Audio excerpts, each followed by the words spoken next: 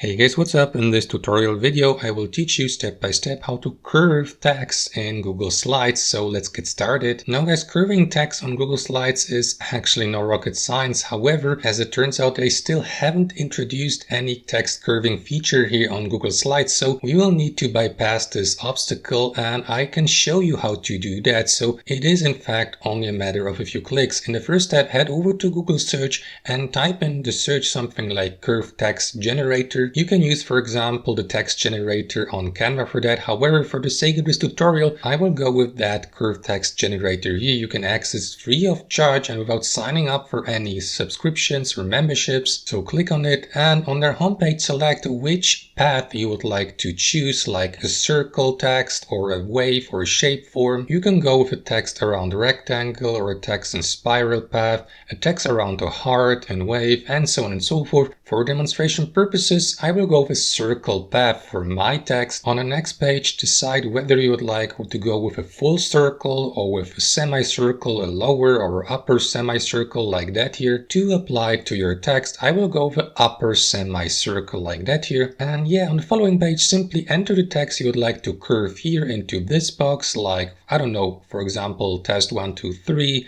Test 1, 2, 3, and below that make some minor adjustments. For instance, select the font you would like to go with, select the alignment, the size, the color or the font color, and so on and so forth. You can change the blur effect or the angle, the distance, and once you're ready, click on download here below to download or to save your curved text on your computer. And in the last step, head back to Google Slides, click on insert here at the top and select image from the drop-down menu to upload your curved text as an image file from your computer. There you go. As you can see, it has been added to my project here in Google Slides.